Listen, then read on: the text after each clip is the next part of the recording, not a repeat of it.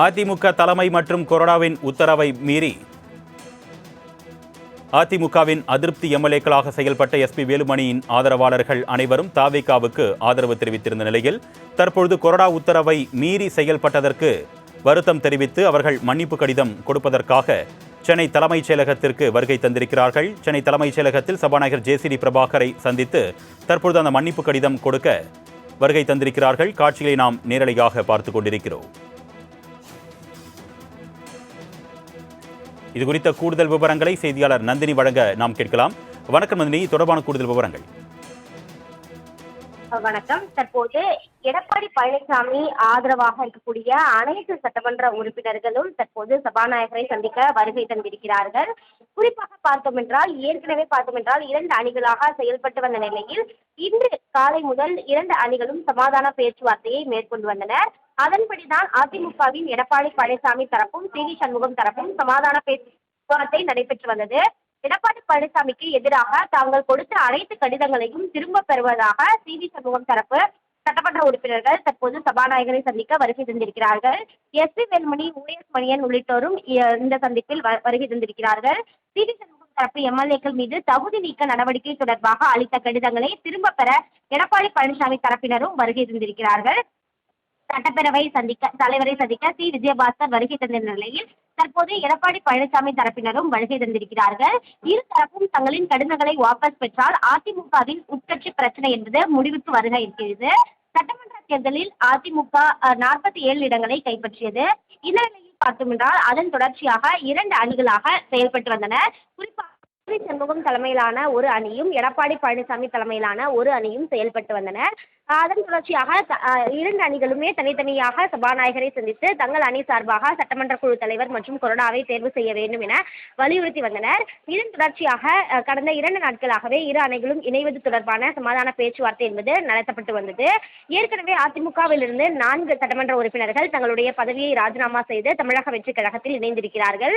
தொடர்ச்சியாக இதுபோன்ற சம்பவங்கள் நடைபெறாமல் தடுப்பதற்காக 2 அணிகளும் ஒன்று சேர்ந்து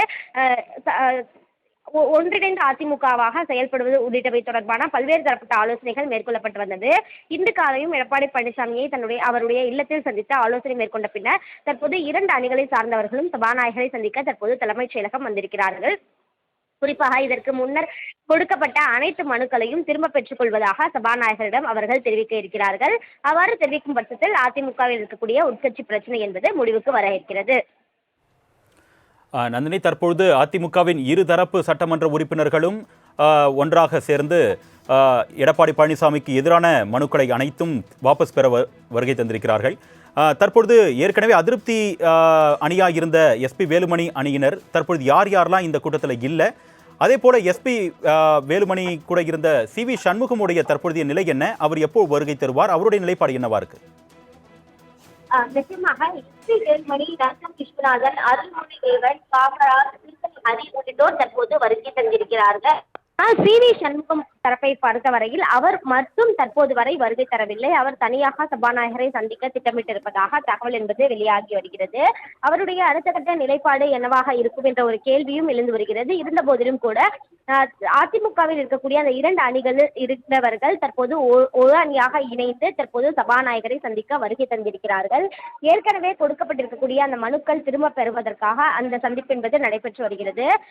ஏற்கனவே கொடுக்கப்பட்டிருக்கக்கூடிய மனுக்களை திரும்ப பெற்றுக் கொள்கிறோம் என எஸ்.பி. வேலுமணி தரப்பு சட்டமன்ற உறுப்பினர்கள் வலியுறுத்துகிறார்கள். அதே போன்று எடப்பாடி ஆதரவு சட்டமன்ற உறுப்பினர்களை பொறுத்தவரையில் தகுதி நீக்கம் செய்ய வேண்டும் என கொடுத்த மனுக்களை திரும்ப பெற்றுக் கொள்வதாக அவர்களும் அந்த கொடுக்கப்பட்ட மனுக்களை வாபஸ் பெறுவதற்காக சபாநாயகரை சந்தித்து வருகின்றனர்.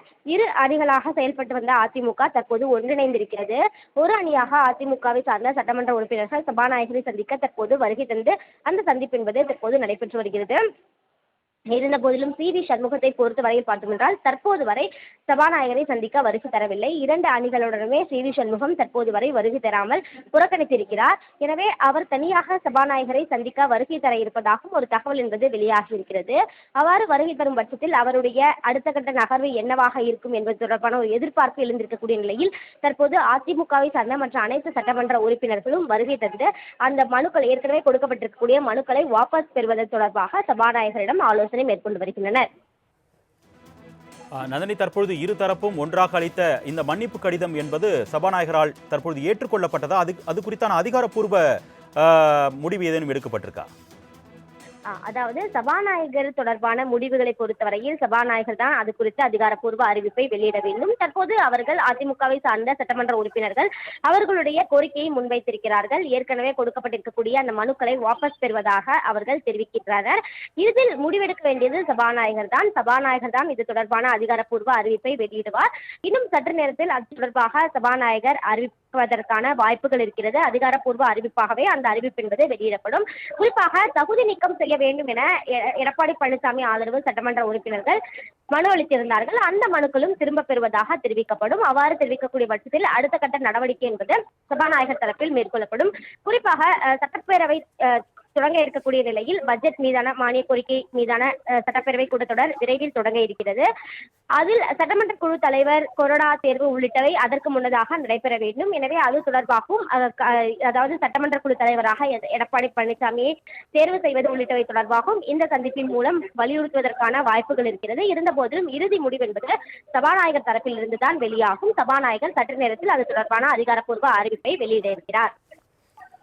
நந்தினி, இப்பொழுது அதிமுக தரப்புல இருவேறு அணிகளா பிரிந்து செயல்பட்டதால சட்டமன்ற குழு தலைவர், கொறடா போன்ற நிர்வாகிகளை நியமிப்பதில் சிக்கல் ஏற்பட்டது. தற்பொழுது இரு அணியினரும் ஒன்னா வந்து இந்த வாபஸ் கடிதம் கொடுத்ததால சட்டமன்ற குழு தலைவர் மற்றும் கொறடாவுடைய நியமனம் கூடிய விரைவில் வரும் நம்ம எதிர்பார்க்கலாமா? சபாநாயகர் ஏற்கனவே சபாநாயகரிடம் அவர்கள் மனு அளித்திருக்கிறார்கள். அந்த மனுக்கள் மீது பரிசீலனை மேற்கொள்ளப்படுவதாக சபாநாயகர் தரப்பில் தெரிவிக்கப்படுகிறது. தற்போது ஒன்றிணைந்த அதிமுகவாக செயல்படக்கூடிய நிலையில் இன்று மீண்டும் ஒரு மனுக்களை அவர்கள் வழங்குவதற்கான வாய்ப்புகள் இருக்கிறது. அதில் சட்டமன்ற குழு தலைவர் மற்றும் கொறடா தேர்வு தொடர்பான அறிவிப்பு என்பது அவர்கள் அதிமுக தரப்பில் கொடுக்கப்படும். அவ்வாறு கொடுக்கப்படும் பட்சத்தில் அதன் மீது சபாநாயகர் பரிசீலனை மேற்கொண்டே அடுத்த கட்ட முடிவு என்பதை மேற்கொள்வார். அதாவது பொதுவெளியிலோ அல்லது சட்டப்பேரவையில் கூட இது தொடர்பான அறிவிப்பை வெளியிடுவதற்கான உரிமை என்பது சபாநாயகருக்கு இருக்கிறது. எனவே சபாநாயகர் தான் இதில் அடுத்த கட்ட நடவடிக்கையை மேற்கொள்வார். ஏற்கனவே இந்த விவகாரம் தொடர்பாக சபாநாயகர் சட்டப்பேரவையில் தான் அறிவிப்பேன் என தெரிவித்திருந்தார். இருந்தபோதிலும் தற்போது ஒன்றிணைந்திருக்கக்கூடிய நிலையில் இது தொடர்பாக சபாநாயகர் விரைவில் அறிவிக்கலாம் அல்லது சட்டப்பேரவையிலும் அறிவிக்கலாம். அதற்கான முழு உரிமை என்பது சபாநாயகருக்கு இருக்கிறது. தற்போது நிலவரத்தை பொறுத்தவரையில் அதிமுக ஒன்றிணைந்து அவர்கள் தங்களுடைய கடிதத்தை வாபஸ் பெறுவதற்காக சபாநாயகரை சந்தித்திருக்கிறார்கள். அடுத்த கட்ட நகர்வு என்னவாக இருக்கும் என்பது தொடர்பான அதிகாரப்பூர்வ அறிவிப்பு என்பது சபாநாயகர் தரப்பிலிருந்து வெளியாக வேண்டும். நந்தினி, பிரிந்த இரண்டு தரப்பினரும் தற்பொழுது ஒன்று சேர்ந்திருப்பதாக அதிகாரப்பூர்வம் நம்மளால் புரிஞ்சுக்க முடியுது. அதிமுகவுடைய அடுத்த கட்ட நிலைப்பாடு என்ன? மாவட்ட செயலாளர்கள் நியமனத்தில் ஏதேனும் மாற்றங்கள் ஏற்படுறதுக்கு வாய்ப்பு இருக்கா? நிச்சயமாக பார்த்தோம் என்றால் அதிமுகவை பொறுத்தவரையில் ஏற்கனவே இரண்டு அணிகளாக செயல்பட்டு வந்தது. தற்போது ஒன்றிணைந்து ஒரு அணிகளாக செயல்படுவதற்கான அறிவிப்பு என்பது வெளியாகி இருக்கிறது. அது தொடர்பான கடிதமும் சபாநாயகரிடம் வழங்கப்பட்டிருக்கிறது.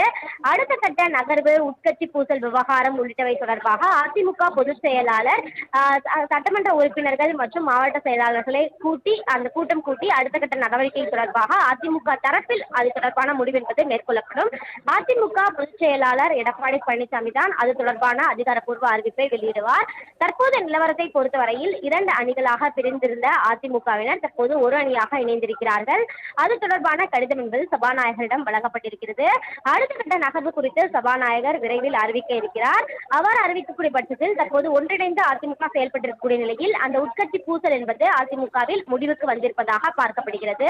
இருந்தபோதிலும் சி.வி. சண்முக தரப்பினுடைய அந்த நிலைப்பாடு என்ன என்பது ஒரு கேள்வியாகவே இருந்திருக்கக்கூடிய நிலையில் சி.வி. சண்முகத்தினுடைய நிலைப்பாடு என்ன, அவர் தனியாக சபாநாயகரை சந்திக்க இருக்கிறாரா என்ற ஒரு எதிர்பார்ப்பும் எழுந்திருக்கிறது.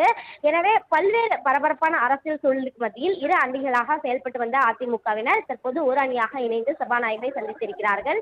ஏற்கனவே வழங்கப்பட்டிருக்கக்கூடிய அந்த மனுக்களை திரும்ப பெறுவதற்காக இந்த சந்திப்பு என்பது நடைபெற்று வருகிறது. அடுத்த கட்டமாக கட்சியை பலப்படுத்த மேற்கொள்ள வேண்டிய நடவடிக்கைகள் என்னென்ன, குறிப்பாக தேர்தலில் தோல்வியை சந்தித்ததற்கான காரணங்கள், அதனை ஆராய ஏதேனும் குழு அமைக்கப்படுகிறார்களா, அதே போன்று அடுத்த கட்டமாக மாவட்ட செயலாளர்கள் ஏதேனும் மாற்றம் செய்யப்பட வேண்டியிருக்கிறதா, நிர்வாக காரணங்களுக்காக ஏதேனும் மாற்றங்கள் அதிமுகவில் மேற்கொள்ள வேண்டியிருக்கிறதா, கட்சியை பலப்படுத்த பல்வேறு மாற்றங்கள் மேற்கொள்ள வேண்டியிருக்கிறதா என்பது தொடர்பாக அதிமுக பொதுச் செயலாளர் எடப்பாடி பழனிசாமி ஆலோசனை மேற்கொண்டு முக்கிய நிர்வாகிகளுடன் ஆலோசனை மேற்கொண்டு அடுத்த கட்ட நடவடிக்கை என்பது அதிமுக தரப்பில் மேற்கொள்ளப்படும். தற்போது நிலவரத்தை பொறுத்தவரையில் எஸ்பி வேலுமணி ஆதரவு சட்டமன்ற உறுப்பினர்கள் மற்றும் எடப்பாடி ஆதரவு சட்டமன்ற உறுப்பினர்கள் இருவரும் ஒன்றிணைந்து வந்து சபாநாயகரை தற்போது சந்தித்து ஏற்கனவே கொடுக்கப்பட்டிருக்கக்கூடிய மனுக்களை வாபஸ் பெறுவதற்கான ஒரு சந்திப்பாகவே இந்த சந்திப்பு என்பது பார்க்கப்படுகிறது. நந்தினி, அதிமுகவில் வெற்றி பெற்ற 48 சட்டமன்ற உறுப்பினர்களில் தற்பொழுது சி.வி. சண்முகம் மட்டுமே தனித்து செயல்படுகிறார். அவர் மேலே ஏதேனும் நடவடிக்கை எடுக்கப்படுறதுக்கு வாய்ப்பு இருக்கா அதிமுக தலைமை சார்பில்? தற்போது நிலவரத்தை பொறுத்தவரையில் இரண்டு அணிகளும் தற்போது ஒன்றிணைந்து சபாநாயகரை சந்தித்திருக்கிறார்கள். சி.வி. சண்முகம் தரப்பு மட்டும் தற்போது வரை எந்த ஒரு அடுத்த கட்ட நடவடிக்கையை மேற்கொள்ளாமல் இருக்கிறார். குறிப்பாக அவர் எங்கிருக்கிறார் என்பது தொடர்பான தகவலும் தற்போது வரை வெளியாகவில்லை. இருந்த போதிலும் அவர் தனியாக சபாநாயகரை சந்திக்க வருகை தரலாம் என்ற ஒரு எதிர்பார்ப்பு என்பது எழுந்திருக்கிறது. அவ்வாறு வருகை தரக்கூடிய பட்சத்தில் அவர் என்ன மாதிரியான கோரிக்கையை முன்வைக்க இருக்கிறார் என்ற ஒரு எதிர்பார்ப்பும் எழுந்திருக்கிறது. இருந்த போதிலும் கூட தற்போது நிலவரத்தை பொறுத்தவரையில் அதிமுகவில் தொடர்ச்சியாக அந்த பேச்சுவார்த்தை என்பது நடைபெற்று வருகிறது. பேச்சுவார்த்தையில் உடன்படி எட்டப்படும் பட்சத்தில் சி.வி. சண்முகமும் ஒன்றிணைந்து செயல்படுவதற்கான வாய்ப்புகள் இருக்கிறது. அவ்வாறு இல்லை என்றால் சி.வி. சண்முகத்தின் அடுத்த கட்ட நடவடிக்கை என்னவா இருக்கும் என்பதை பொறுத்துதான் அதிமுக சார்பில் நடவடிக்கை என்பது மேற்கொள்ளப்படும். அதிமுக சார்பில் அடுத்த கட்ட நடவடிக்கை மேற்கொள்வதற்கு முன்னதாக சி.வி. சண்முகத்தினுடைய நிலைப்பாடு என்ன, அவர் என்ன மாதிரியான நடவடிக்கையை மேற்கொள்ள இருக்கிறார், சபாநாயகரை சந்தித்து ஏதேனும் மனு கொடுக்க இருக்கிறாரா உள்ளிட்டவற்றை பார்த்தால்தான் அடுத்த கட்டமாக அதிமுக தரப்பில் என்ன மாதிரியான நடவடிக்கைகள் மேற்கொள்ளப்பட இருக்கிறது என்பது குறித்து தெரிய வரும். தற்போது நிலவரத்தை பொறுத்தவரையில் சி.வி. சண்முகத்தை தவிர்த்து மற்ற அதிமுகவின் ஆதரவு சட்டமன்ற உறுப்பினர்கள் அனைவருமே ஒன்றிணைந்து சபாநாயகரை சந்திக்க வருகை தந்திருக்கிறார்கள். நந்தினி, ஏற்கனவே சி.வி. சண்முகம் தரப்புல சபாநாயகரை சந்திக்கிறதுக்கு நேரம் கேட்டுக்கிறதா சொல்லியிருந்தீங்க. சரியாக எத்தனை மணிக்கு சி.வி. சண்முகம் சபாநாயகரை சந்திக்கிறார் அப்படின்னு நம்ம எதிர்பார்க்கலாம்? சி.வி. சண்முகம் தரப்பை பொறுத்தவரையில் சபாநாயகரை சந்திக்க நேரம் தான் கேட்டிருக்கிறார்கள். தற்போது வரை அதற்கான அதிகாரப்பூர்வ நேரம் என்பது எதுவும் தெரிவிக்கப்படவில்லை. அதற்கு மாறாக சபாநாயகரை சந்திக்க நேரம் கேட்கப்பட்டிருப்பதாக சட்டப்பேரவை செயலாளர் தற்போது தகவலை தெரிவித்திருந்தார். இருந்த போதிலும் 2 மணிக்கு பிறகாக அவர் சந்திக்கலாம் என்ற ஒரு தகவலும் வெளியாகியிருக்கிறது. இருந்த போதிலும் தற்போதைய நிலவரத்தை பொறுத்தவரையில் அதிமுக சட்டமன்ற உறுப்பினர்கள் அனைவருமே சபாநாயகருடன் சந்திப்பு நடைபெற்று வருவதால் இந்த சந்திப்பிற்கு பிறகாக சி.வி. சண்முகம் தனியாக வந்து சபாநாயகரை சந்திக்க வாய்ப்பு இருப்பதாக பார்க்கப்படுகிறது. அந்த வகையில் பார்த்தோம் என்றால் 3 மணிக்குள் சி.வி. சண்முகம் சபாநாயகரை சந்திக்கலாம் என்ற ஒரு தகவல் வெளியாகியிருக்கிறது. இருந்த போதிலும் அதற்கான ஏதேனும் அதிகாரப்பூர்வ நேரம் என்பது ஒதுக்கீடு செய்யப்படவில்லை. அதிமுக சட்டமன்ற உறுப்பினர்கள் புறப்பட்டால் சி.வி. சண்முகம் வருகை தந்து சபாநாயகரை சந்தித்து ஆலோசனை மேற்கொள்வதற்கான வாய்ப்புகள் இருக்கிறது. ஆனால் அவருக்கான ஏதேனும் அதிகாரப்பூர்வ நேரம் என்பது தனியாக ஒதுக்கீடு செய்யப்படவில்லை. சபாநாயகர் அறையை பொறுத்தவரை பார்த்தோம் என்றால் யார் வேண்டுமானாலும் சபாநாயகரை வந்து சந்திக்கலாம், அதற்காக நேரமும் கேட்கலாம். அந்த வகையில் தான் சி.வி. சண்முகம் தரப்பும் நேரம் என்பது கேட்டிருக்கிறார்கள். இவர்களும் எப்பொழுது வேண்டுமானாலும் வருகை தரலாம் என்ற ஒரு தகவலும் சபாநாயகர் தரப்பில் இருந்து தெரிவிக்கப்பட்டிருக்கிறது. அவ்வாறு பார்க்கப்படும் பட்சத்தில் 3 மணிக்குள்ளாக சி.வி. சண்முகம் வருகை தருவதற்கான வாய்ப்புகள் என்பது இருக்கிறது. நந்தினி, சி.வி. சண்முகம் தரப்புல தற்பொழுது நேரம் கேட்கப்பட்டிருக்கக்கூடிய நிலையில ஏற்கனவே ஆதரவு கடிதம் அந்த இபிஎஸ்க்கு எதிரான கடிதங்கள்லாம் வாபஸ் பெறப்பட்டுச்சு. இப்போ ஒருவேளை சி.வி. சண்முகம் சபாநாயகரை சந்திக்கும் பட்சத்தில் தன்னுடைய பதவியை ராஜினாமா செய்வதற்கான வாய்ப்புகள் அதிகமாக இருக்கிறதாவே பேசப்படுது. ஒருவேளை சி.வி. சண்முகம் தன்னுடைய பதவியை ராஜினாமா செய்யும் பட்சத்தில் அவர் மாற்றுக் கட்சியில் ஏதேனும் சேரதுக்கு வாய்ப்பு இருக்கா? அரசியல் வட்டாரத்தில் என்ன பேசப்படுது? சி.வி. சண்முகத்தை பொறுத்தவரையில் ஏற்கனவே திட்டவட்டமாக தெரிவித்திருக்கிறார். அதிமுகவில் தொடருவோம் என்ற ஒரு நிலைப்பாட்டை தான் அவர் இருக்கிறார். இருந்த போதிலும் பார்த்தோம் என்றால் அரசியல் மாற்றங்கள் எப்போது வேண்டுமானாலும் எப்படி வேண்டுமானாலும் அரசியலில் மாற்றங்கள் ஏற்படலாம். அந்த வகையில் பார்க்கக்கூடிய பட்சத்தில் ஏற்கனவே அதிமுகவை சார்பான 4 சட்டமன்ற உறுப்பினர்கள் தங்களுடைய பதவியை ராஜினாமா செய்திருக்கிறார்கள். தமிழக வெற்றி கழகத்தில் இணைந்திருக்கிறார்கள். சி.வி. சண்முகத்தை பொறுத்தவரையில் தன்னுடைய எம்பி பதவியும் அவர் ராஜினாமா செய்திருக்கிறார். ஏனெனில் சட்டமன்ற தேர்தலில் வெற்றி பெற்ற நிலையில் எம்பி பதவியும் அவர் ராஜினாமா செய்திருக்கிறார். இந்த நிலையில்தான் சி.வி. சண்முகத்தினுடைய நிலைப்பாடு என்னவாக இருக்கிறது என்ற ஒரு எதிர்பார்ப்பு என்பது அரசியல் வட்டாரத்தில் பெரும் பேசுபொருளாகவே இருந்து வருகிறது. அதிமுகவை சார்ந்த அனைத்து சட்டமன்ற உறுப்பினர்களும் தற்போது ஒன்றிணைந்து சபாநாயகரை சந்தித்து வருகிறார்கள். குறிப்பாக ஏற்கனவே கொடுக்கப்பட்டிருக்கக்கூடிய அந்த மனுக்கள் என்பது வாபஸ் பெறப்படுவதாக தகவல் என்பது தெரிவிக்கப்படுகிறது. இருந்தபோதிலும் சி.வி. சண்முகத்தினுடைய நிலைப்பாடு என்னவாக இருக்கிறது என்பது தொடர்பான ஒரு எதிர்பார்ப்பு எழுந்திருக்கக்கூடிய நிலையில்தான் இன்று அதற்கான அறிவிப்பு என்பது வெளியாகும் எனவும் எதிர்பார்க்கப்படுகிறது. சபாநாயகரை சந்திக்க சி.வி. சண்முகம் வருகை தர இருப்பதாகவும் தகவல் என்பது வெளியாகியிருக்கிறது. அவ்வாறு வருகை தரக்கூடிய பட்சத்தில் தான் அவருடைய நிலைப்பாடு என்ன, அவர் அதிமுகவில் தொடர்கிறாரா அல்லது தன்னுடைய பதவியை ராஜினாமா செய்கிறாரா, என்ன முடிவு எடுத்திருக்கிறார் என்பது குறித்து நமக்கு தெரிய வரும். தற்போதைய நிலவரத்தை பொறுத்தவரையில் சி.வி. சண்முகத்தை தவிர்த்து மற்ற அனைத்து அதிமுக சட்டமன்ற உறுப்பினர்களும் ஒன்றிணைந்து சபாநாயகரை சந்தித்து ஏற்கனவே கொடுக்கப்பட்டிருக்கக்கூடிய மனுக்களை வாபஸ் பெற்று வருகின்றனர். உங்களுடைய விரிவான தகவலுக்கு நன்றி நந்தினி.